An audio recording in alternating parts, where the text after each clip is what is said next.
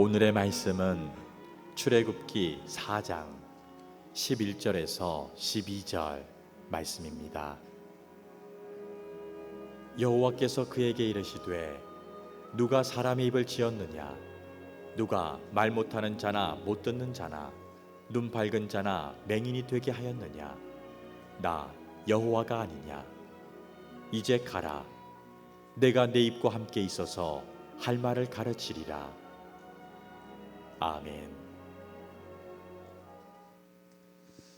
오늘 말씀을 통해서 우리가 잘 알고는 있지만 또 한편으로는 그의 알지 못하는 모습을 다시 한번 살펴보는 모세의 이야기를 좀 함께 나누려고 합니다.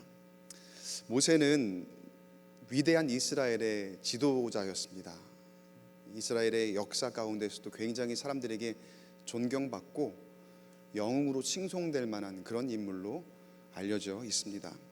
신약 성경에서도 베드로가 예수님께서 모세와 엘리야와 말씀을 나누시는 그 장면을 환상으로 보고 난 다음에 내가 그곳에 영원히 머물기를 원합니다, 거기에 영원히 있기를 원합니다 라고 했을 정도로, 그렇게 예수님께 고백을 했을 정도로 모세는 이스라엘의 민족의 영웅이자 존경받는 지도자입니다. 그게 우리가 일반적으로 아는 모세입니다. 우리가 일반적으로 아는 모세라면 하나님께서 모세에게 명령하셨을 때에 그 말씀에 순종해서 백성들을 애굽으로부터, 이집트로부터 이끌어낸 지도자라고 우리가 알고 있죠. 놀라운 일을 행한 사람, 그리고 하나님 말씀에 순종해서 큰 일을 벌인 사람, 그런 모든 위대한 일과 순종의 아이콘. 그런데 오늘 우리가 함께 나눌 말씀 가운데 보면 모세의 좀 다른 모습을 봅니다. 출애굽기 3장에서 4장에 나오는 호렙산에서 있었던 일들을 보면 모세가 참 의외의 모습을 보여주게 돼요. 우리가 알고 있는 그런 모세의 모습이 아니에요. 오늘날 불은 붙어 있는데 타지 않는 떨기나무를 통해서 모세가 하나님을 만나고 또 그 음성을 듣는 그런 사건이 있었습니다. 그 음성은 하나님께서 모세를 이스라엘 백성을 이집트에서 끌어낼 지도자로 쓰시겠다라고 했던 그런 음성입니다. 그런데 출애굽기 3장 4장의 내용이 꽤 길거든요. 근데 그 내용을 다 보면은 하나님은 모세를 쓰시겠다고 말씀하십니다. 그런데 모세는 어떻게 반응하냐면, 하나님, 나는 아닙니다. 나는 그런 거 할 사람 아니고 나는 그런 일을 할 수 있는 사람도 아닙니다.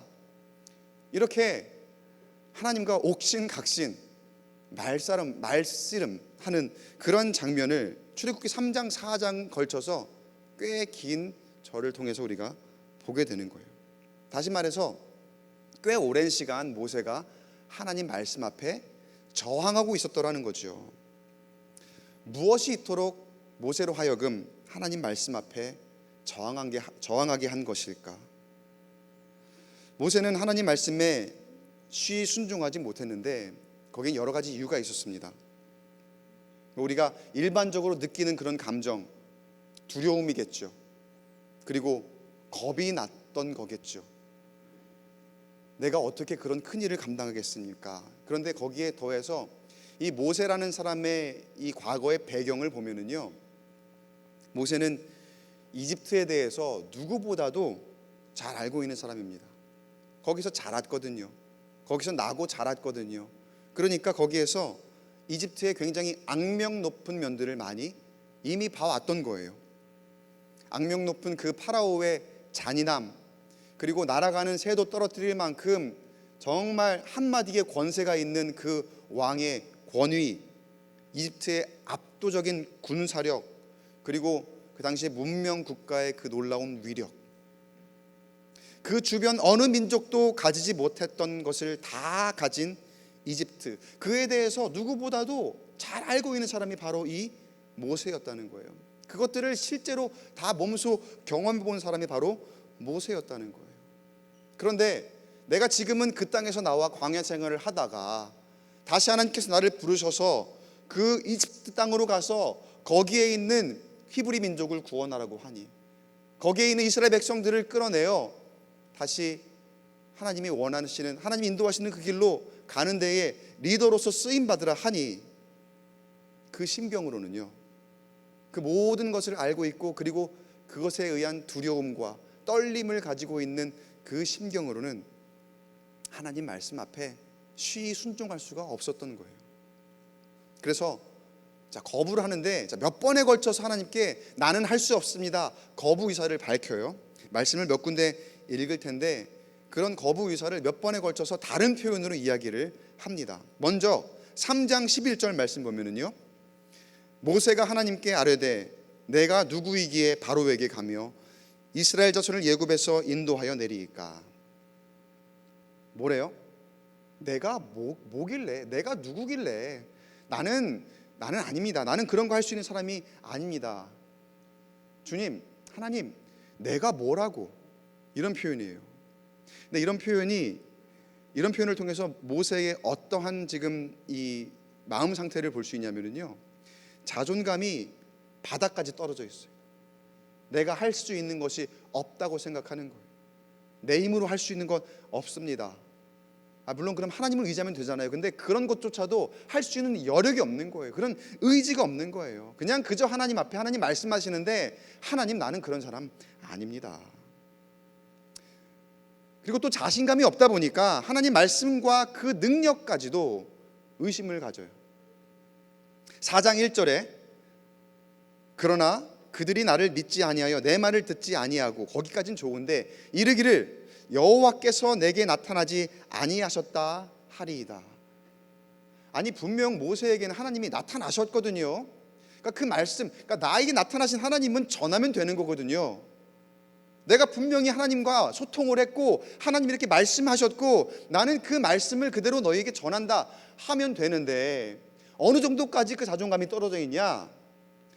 내가 만난 하나님이 분명히 나는 알겠는데 내가 이렇게 말을 해도 내가 말빨이 안 먹혀서, 내가 좀 이렇게 어수룩해서, 내가 그들 보이기에 부족해 보이니까, 그래서 사람들이 야, 너 그거 하나님 말씀 아니지, 너 지금 뻥치는 거지, 네가 만들어낸 얘기지, 하나님이 너 같은 사람에게 그렇게 말씀하실 것 같아? 그렇게 나오면 어떡합니까? 이제 그런 말이에요. 모세의 이야기는 하나님이 저에게 말씀하셨다는 사실을 이 사람들이 안 믿으면 어떡하지요? 걱정하는 거예요. 사람을 의식하는 거죠. 하나님이 말씀하셨는데, 분명히 내가 하나님을 만나서 하나님이 나에게 들려주신 음성이 있는데 그걸 그대로 전하지 못하고 사람을 의식하는 거예요. 내가 분명 하나님 말씀을 지니고 있음에도 사람이 나에게 뭐라고 할까? 그 반응이 이렇게 나왔을 때 내가 어떻게 대처해야 되고 어떻게 대답해야 될까에 대한 그런 걱정. 점점 자신이 자격이 없는 사람이라는 것을 나름대로 확실하게 하나님께 증명하려고 하다가 결정적으로 자신의 자신 없음에 대해서 하나님 앞에 이렇게 아뢰입니다. 10절 말씀, 잘 아시는 말씀이죠. 우리 한 목소리로 같이 한번 화면을 보시고 읽어보겠습니다. 시작. 모세가 여호와께 아뢰되 오 주여, 나는 본래 말을 잘하지 못하는 자이다. 주께서 주의 종에게 명령하신 후에도 역시 그러하니 나는 입이 뻣뻣하고 혀가 둔한 자니이다. 나는 본래 이런 사람이에요. 본래 말을 못하는 사람입니다. 그리고 주님께서 나에게 말씀을 하신 후에도 나는 본래 그런 사람이니 나의 이 모습에는 변함이 없을 겁니다. 얼마나 낙담해 있는 상태면, 하나님이 말씀을 하시는데도 얼마나 그 자존감이 떨어져 있는 상태가 심하면, 나는 하나님 말씀하신 후에도 내 본래 모습은 이런 사람이라 하나님, 나는 진짜 안 될 것 같아요. 지금 몇 번에 걸쳐서 하나님께서 말씀하셨습니까? 그리고 몇 번에 걸쳐서 지금 이 모세가 거부하는 겁니까? 하나님이 그쯤 되면은 야, 됐다, 닌 치워라, 닌 아닌가 보다 진짜, 그러면 다른 사람 찾으실 만도 한데 하나님은 모세를 그렇게 보지 않으셨어요. 하나님 모세를 향한 확신이 있으셨고, 모세가 사람이 보기에는 그렇게 보일지 모르지만 하나님 보시기에 특별한 모습, 하나님 보시기에 하나님이 쓰실 만한 그런 그릇이 되는 그런 모습을 보고 계셨던 거예요. 저와 여러분도 마찬가지입니다. 사람의 평가에 일희일비하지 마시기 바랍니다. 하나님은 저와 여러분을 알고 계시고 또 바라보고 계시고 또 쓰시겠다 말씀하실 때에는 분명한 목적을 가지고 여러분에게 말씀하실 줄 믿습니다. 그 말씀을 기대하시고 그 말씀이 음성이 들려올 때에 기꺼이 순종할 수 있는 저와 여러분 되시기를 주 이름으로 간절히 축원합니다.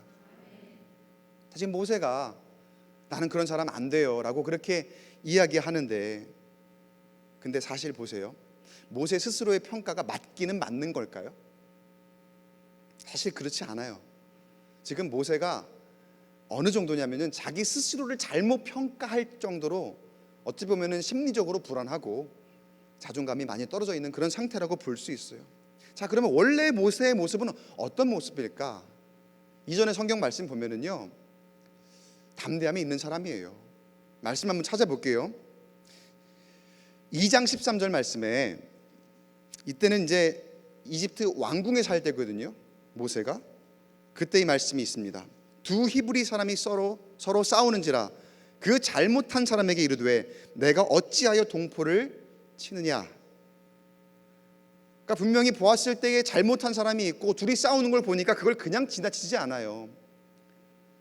잘못된 사람에게 꾸짖을 줄 알고 또 불의를 보면 참지 않는 그런 담대함이 있었던 사람이라는 거죠. 그것 때문에 일이 잘못되어서 광야로 도망을 가기는 했지만, 자, 광야로 도망간 후에도 또 있었던 일이 있습니다. 16절 17절 2장 16절 17절에 미디안 제사장에게 7딸이 있었더니 그들이 와서 물을 길어 구유에 채우고 그들의 아버지 양떼에게 먹이려 하는데 목자들이 와서 그들을 쫓는지라. 모세가 일어나 그들을 도와 그 양떼에게 먹이니라. 자, 여기에 지금 목자들에게서 괴롭힘을 당하는 이 여인들이 있거든요. 그런데 그 여인들이 이렇게 괴롭힘을 당하는 그 모습을 보고서 모세가 그 불의를 그냥 지나치지 않죠. 사람들이 잘 되기를 바라는 그런 마음이 여기에 있는 거예요. 이 모세의 마음 가운데, 심성 가운데에. 그리고 그것이 때로는 그냥 지나가다가 저거 내 일 아니니까, 나는 저거 내가 할 수 있는 일 아니야, 그냥 지나칠 수 있는 거거든요.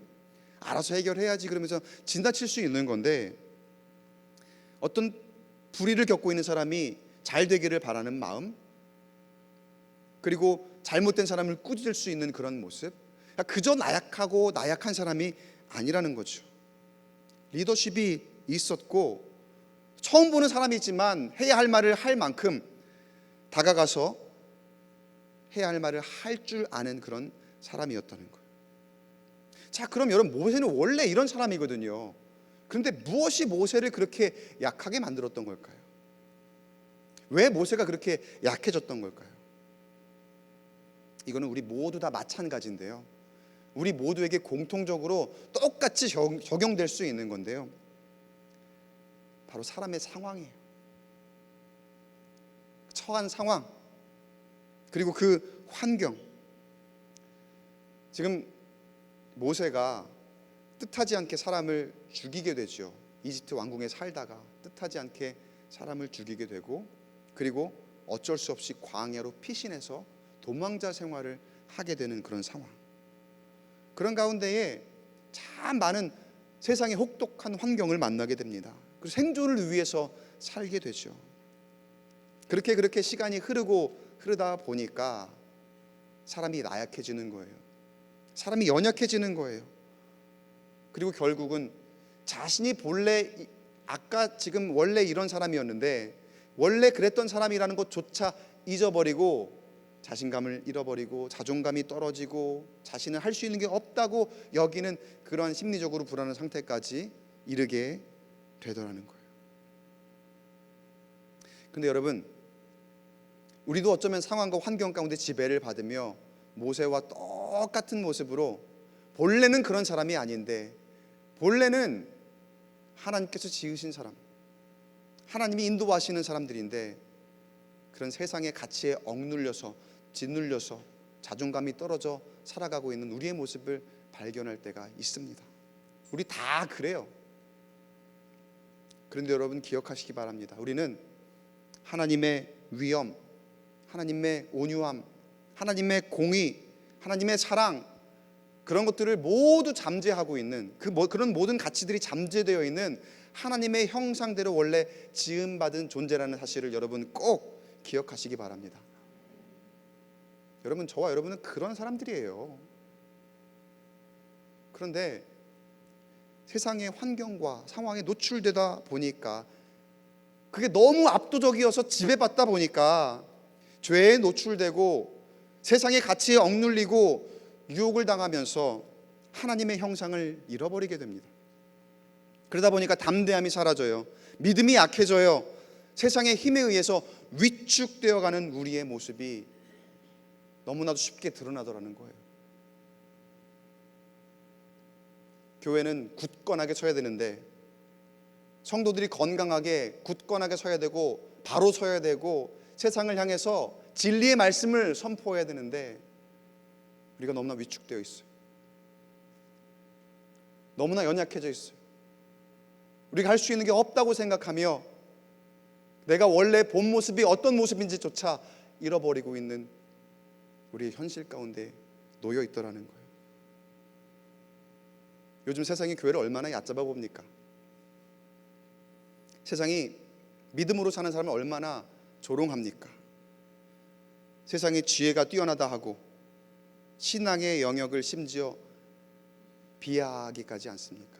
세상의 지혜가 훨씬 더 나아.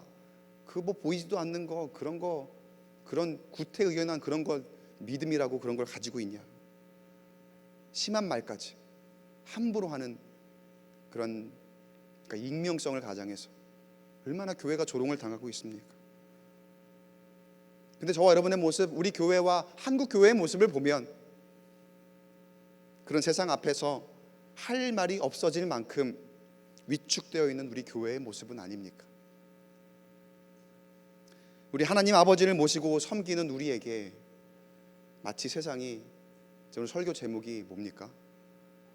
아버지 뭐 하시노? 세상이 아버지 뭐 하시노? 질문 던질 때 아무 말도 못하고 그저 주눅 들어 있는 그런 모습인 듯 하기도 합니다.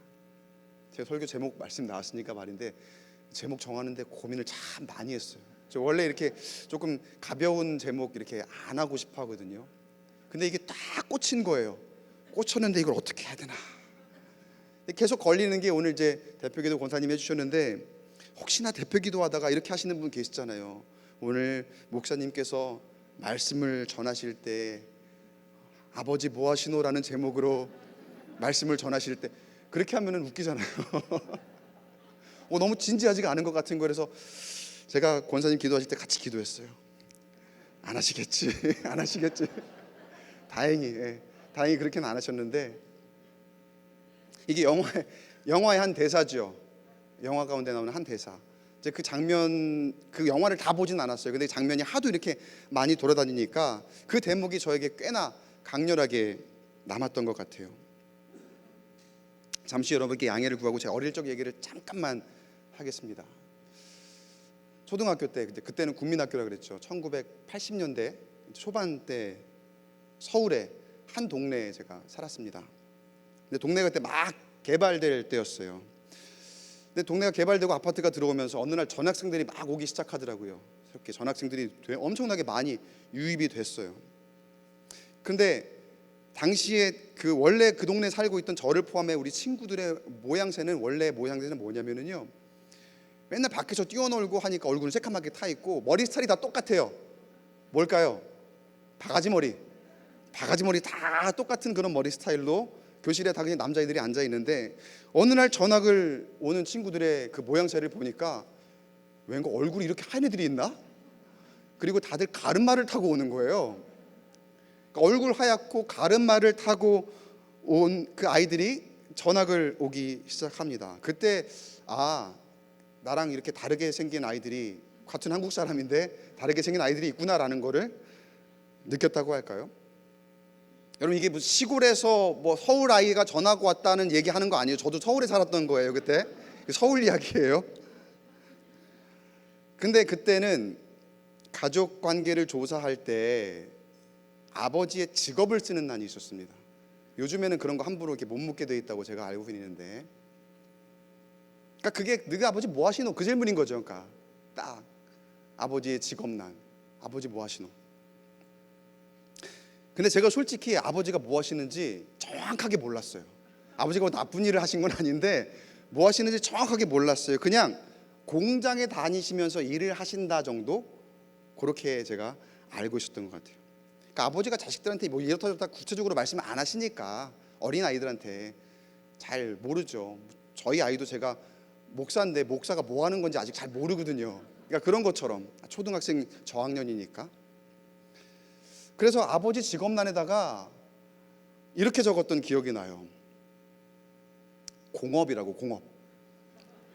뭐 공업이 뭐예요 이게? 나도 내가 그게 무슨 뜻으로 적은지 몰라요. 그냥 공업이라고 적었어요. 공장에서 일하시니까. 근데 그게 조금 약간 부끄럽게 여겨졌던 그런 때였던 것 같아요. 그러니까 뭐라 설명은 못 하겠는데, 그렇다고 내가 모른다고 할 수도 없고, 공장에 다니시면서 일을 하시는 말을 어떻게 하면 조금 더 있어 보이게 할까 하다가 쓴 말이 공업이 된 거예요. 그게 뭐예요? 공업이 뭐 하는 거예요 그게? 지금 생각하면 어이가 없어요 저도. 그런데 제가 몰랐던 사실을 나중에 알게 됩니다. 알고 보니까 저희 아버지가 공장을 그냥 다니시는 게 아니라 공장을 운영하시는 사장님이셨던 거예요. 그 공장을 운영하시는 사장님이신데, 사장님이 공장에 나가셔서 일도 하시고 그 공장을 이제 점점 키워나가시는 그런 사장님이셨던 거죠. 근데 제가 위축돼 갖고 나름대로 그냥 뭐라고 적어야 되지 모르니까 그렇기도 하고, 그래서 거기에 좀 어이없는 말을 적었던 그런 기억. 사실 위축될 필요가 없었는데 괜히 그 가름마들한테 눌린 거죠. 제가 내가 잘 알지 못하니까 또 주눅이 든 거고, 알면 괜찮았고 또 거기에 눌리지 않았으면 되는 거였는데 괜히 시선을 의식하니까. 여러분, 세상이 교회를 바라보는 시선이 곱지 않죠. 코로나를 지나면서 더 안 좋아졌습니다. 또 교회가 세상에 무리를 일으키는 그런 여러 가지 사건들이 뭐 신문이나 뉴스상에 보도가 되기도 하고, 또 목회자에 대한 부정적인 이미지와 또 좋지 않은 그런 뉴스가 때로는 불거지다 보니까 교회의 세상이 점점 소망을 두지 못하는 그런 모습을 봅니다. 마치 그들이 이렇게 묻고 있는 것 같을 때가 있어요. 하나님 아버지? 하나님 아버지가 뭐 하시는데?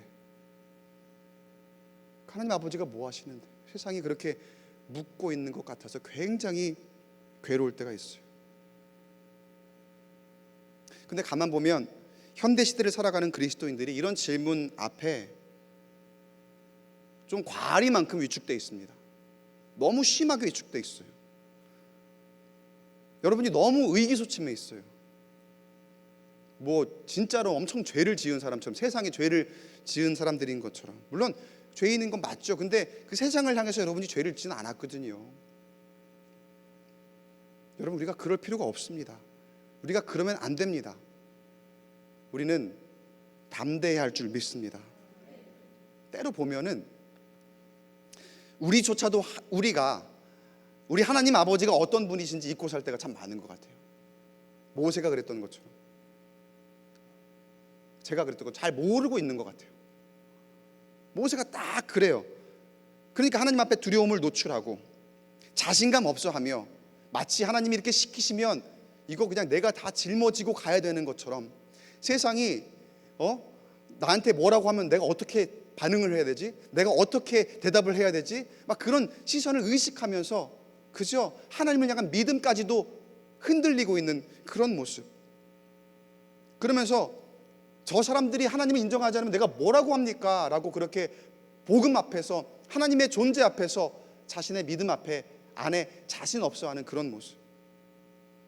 근데 여러분, 지금 모세가 순간 잊고 살아가는 이 하나님은 어떤 분이십니까?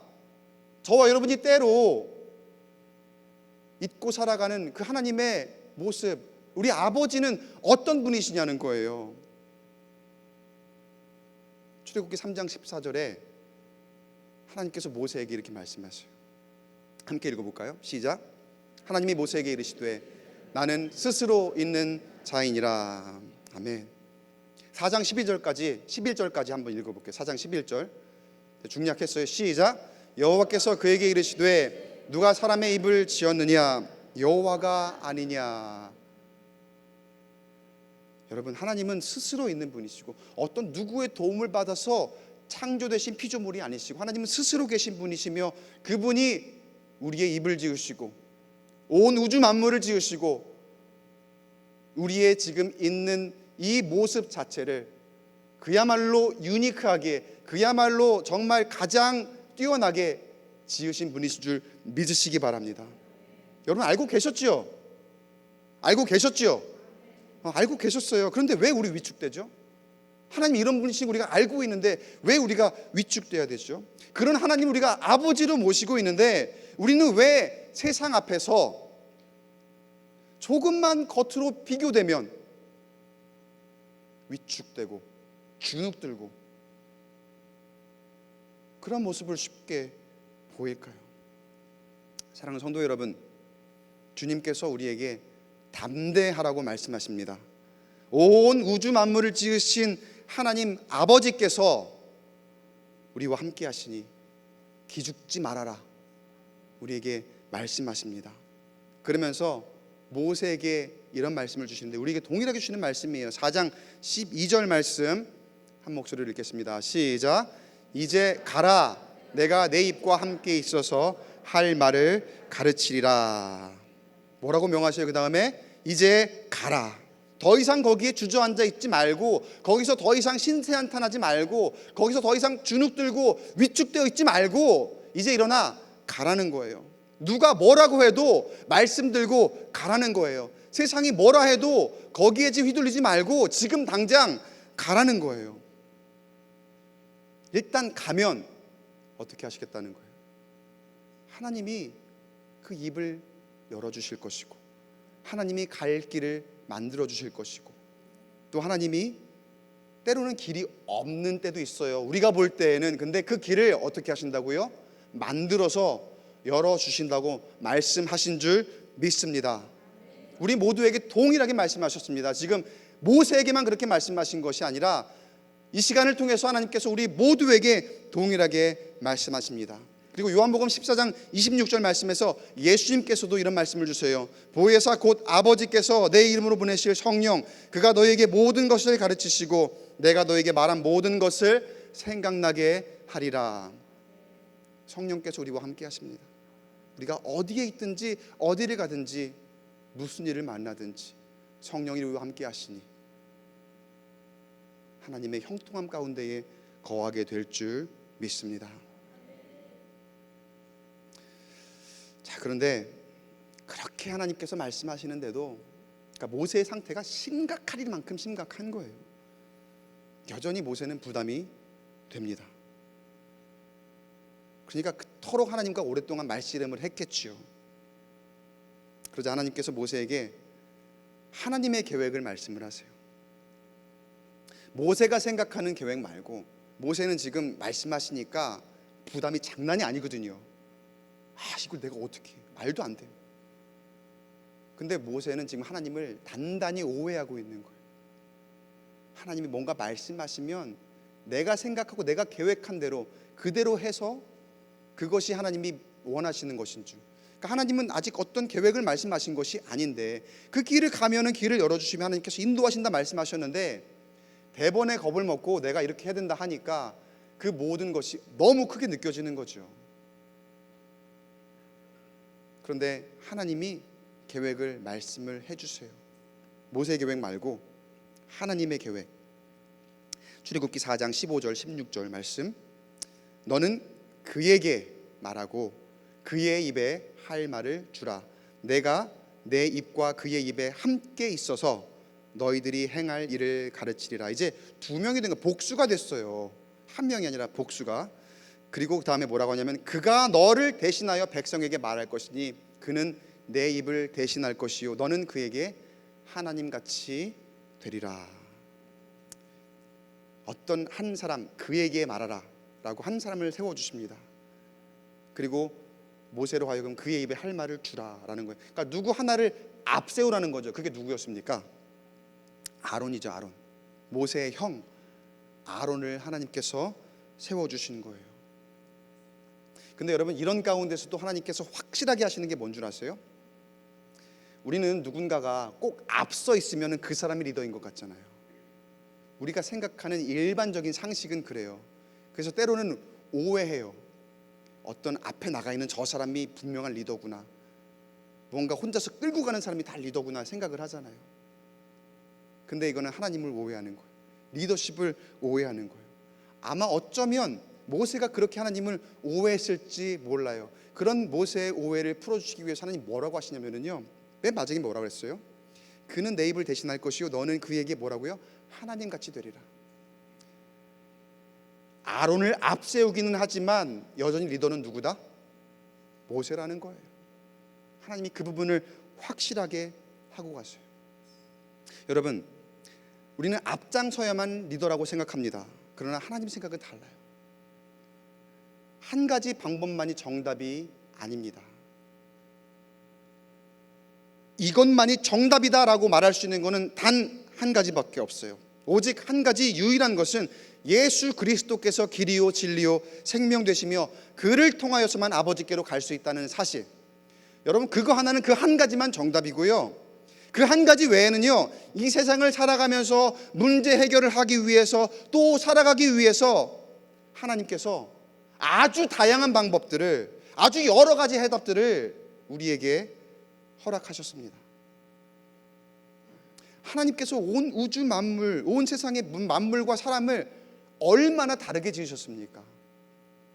여러분, 각자의 모습을 보세요. 여기에 똑같이 생긴 사람, 똑같은 사람 한 사람에도 있습니까? 아무리 일란성 쌍둥이라도 달라요. 뭐가 달라도 부모님은 기가 막히게 알아보시더라고요. 다르거든요. 그런데 모든 것에 한 가지만 정답이다 그렇게 말한다면, 만약에 이렇게 다 지어 놓으셨고 이렇게 다양하게 만들어 놓으셨는데 그 중에 하나만 정답이야, 우리 가운데 그렇게 말씀하신다면, 예를 들어 남자가 정답이야, 나이 많은 것이 정답이야, 백인이 정답이야, 영어만 써야 돼, 뭐 그게 정답이야 그렇게 말한다면, 뭐 이런 식이라면 하나님께서 과연 공평과 정의의 그리고 사랑의 하나님이라고 우리가 말할 수 있을까요? 하나님은 한 가지 방법만을 가르쳐 주시는 분이 아니라는 거예요. 사랑하는 성도 여러분, 저와 여러분을 이 세상 어느 것과도 같지 않게 아주 유니크하게 지으신 하나님을 신뢰하시기 바랍니다. 그 하나님께서 여러분을 특별하게 사랑하십니다. 하나님께서 여러분을 절대로 실망시키지 않으십니다.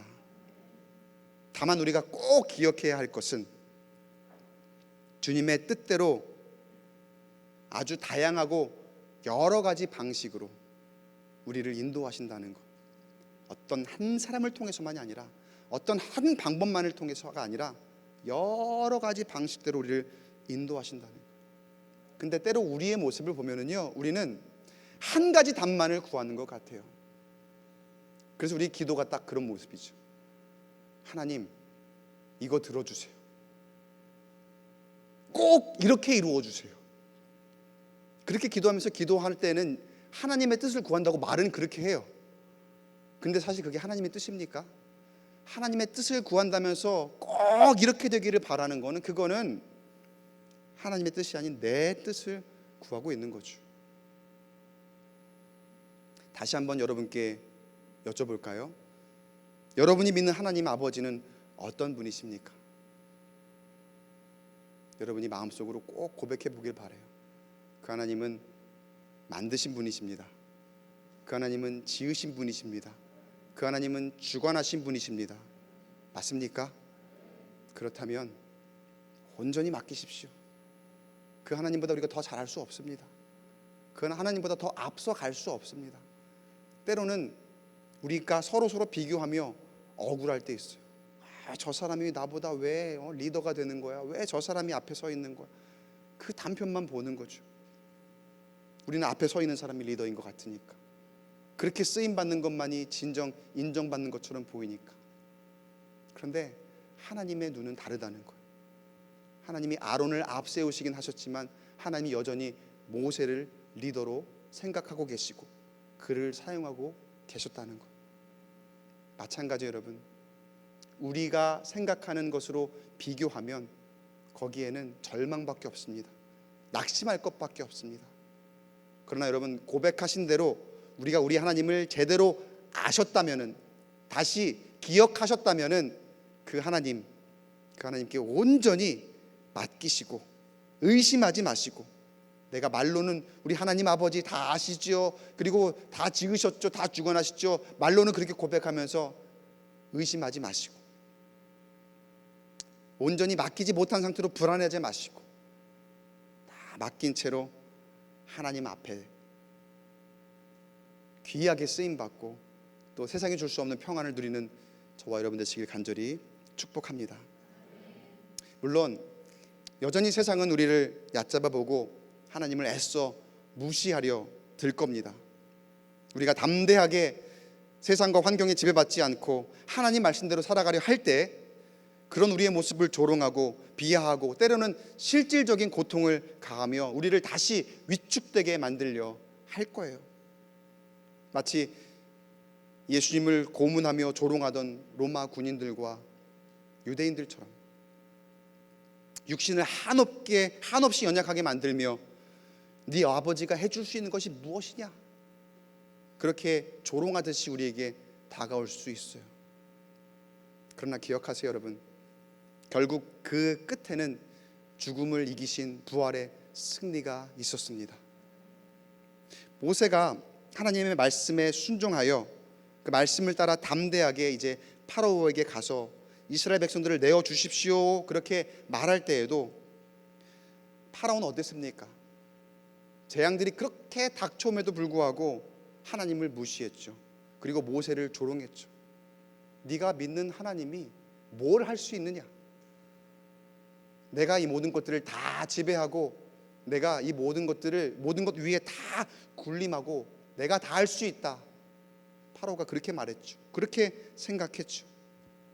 그러나 순종하기로 결단한 모세는 그런 세상적인 파워와 악한 가치에 다시는 짓눌리지 않았습니다. 한 번 순종하니까, 그리고 한 번 결단하니까 우리 하나님 아버지가 어떤 분이신지 이제는 확실하게 깨달았던 거예요. 그 하나님이 나에게 약속하셨고 그 하나님이 나와 동행하시니 승리할 것이다. 그렇게 하나님께 이스라엘 백성들을 애굽에서 건져내는 데에 쓰임받는 하나님의 사람이 되었습니다. 모세가 하나님을 만났을 때에 자신에게 주신 이 말씀을 기억합니다. 그리고 저와 여러분도 이 말씀을 꼭 기억했으면 좋겠어요. 출애굽기 3장 12절 말씀, 우리 이 말씀 읽고서 말씀은 곧 정리하도록 하겠습니다. 함께 한 목소리로 읽겠습니다. 시작. 하나님이 이르시되 내가 반드시 너와 함께 있으리라. 아멘. 사랑하는 성도 여러분, 세상이 뭐라 해도 하나님 아버지를 신뢰하시기 바랍니다. 그리고 우리 하나님 아버지가 어떤 분이신지 누구인지 잘 알고 계시기 바라요.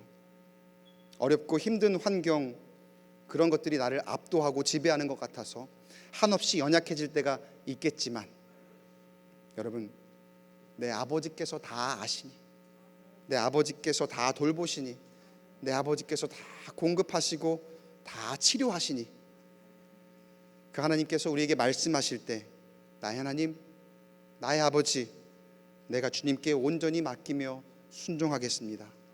주님 말씀하옵소서, 내가 듣겠나이다. 이렇게 고백하며 순종함으로 주님과 동행하는, 그렇게 한 주간 살아가는 저와 여러분 되시길 바랍니다. 하나님께서 여러분을 부르십니다. 혹시 저와 여러분이 하나님이 어떤 분이신 줄 잊고서 나는 안 됩니다, 나는 할 수 없습니다, 나는 자격 없습니다, 나는 자신 없습니다, 이렇게 그 부르심에 순종하지 못하고 계시진 않습니까?